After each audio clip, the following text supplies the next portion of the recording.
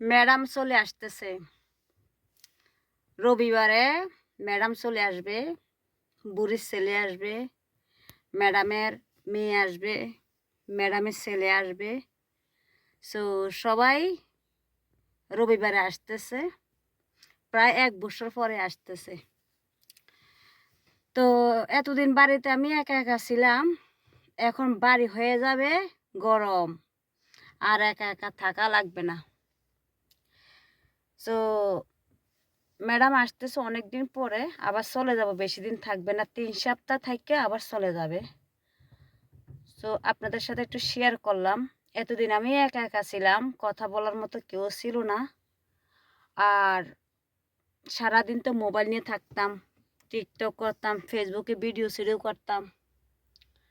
So যখন তারা আসবে তখন মনে করেন কথা বলার লোক হবে আমার, আর আমি আবার কথা না বললে ভালো লাগে না। আমি একা একা থাকি, আপনারা সবাই জানেন। আমি একটা পেজ চালু করছি, আমি পেজে সময় দিচ্ছি, পেজে ভিডিও ছাড়ি, শুধু সময় পাস করতেছি, আপনাদের সাথে মাঝে মাঝে লাইভে গিয়ে কথা বলতেছি। সেই ক্ষেত্রে আমার ভালো লাগে, আমার মন টিকে।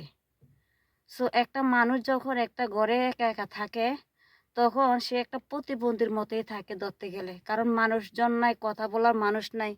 তার তার তার সাথে সাথী আছে কেটা জানেন? শুধু তার মোবাইল।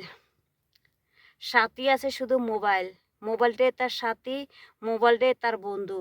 বিশ্বাস হয় না? বিশ্বাস হবে কই থেকে? যারা প্রবাসে থাকে, একা একা বাড়িতে থাকে, তাদেরকে জিজ্ঞেস করলে বুঝতে পারবেন আসলে কি সত্যি বলছি না মিথ্যা বলছি। একটা প্রবাসী বাড়িতে একলা একলা থাকাটা যে কি কষ্ট, যে থাকে সে বুঝতে পারে। সো আমি একা একা থাকি, আজকে এরা আসবে, আমি শুননা আমার থেকে অনেক ভালো লাগতেছে, আমি অনেক খুশি হয়েছি। যাই হোক, এরা যখন আসবে আমার কথা বলার মানুষ হয়েছে, আমি তাদের সাথে কথা বলতে পারবো, আমি বাইরে যাইতে পারবো, তাদের সাথে আমি ঘুরতে পারবো। মানে আমার একটা আলাদা একটা আনন্দ আসতেছে আমার ভিতরে। অনেকে আছেন যে বাড়িতে মানুষজন থাকলে কাজ করতে করতে জীবন চলে যায়, আসলে এরকমই আছে। এরকম প্রবাসী বোনেরা আছে যে বাড়িতে মানুষজন থাকে অনেক বেশি, সারাদিন রাত 24 ঘন্টা কাজ করে, তারপরে মনে করেন যে তাদের কাজ শেষ হয় না, খুবই ক্লান্ত হয়ে যায় হেরা। আর আমার ম্যাডাম যখন আসে তখন আমি রান্না করতে হয় না, আমি এদের সাথে খাই।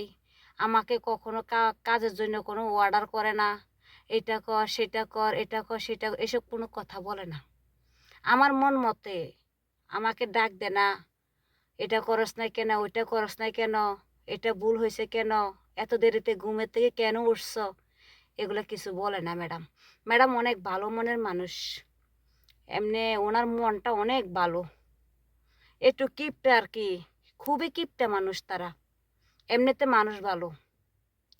তো যাই হোক, ম্যাডাম চলে আসবে, আপনাদের সাথে আমি বিষয়টা শেয়ার করলাম, আমার থেকে আনন্দ লাগতেছে। তো সবাই ভালো থাকবেন, যে যেখান থেকে লাইভটা দেখছেন, ভিডিওটা দেখছেন, সবাইকে বলবো আমার এই নতুন পেজটা সবাই ভিজিট করবা, বোনের পাশে থাকবা, ভালোবাসা দিয়ে একসাথে আমরা এগিয়ে যাবো ইনশাআল্লাহ। ওকে, আল্লাহ হাফেজ।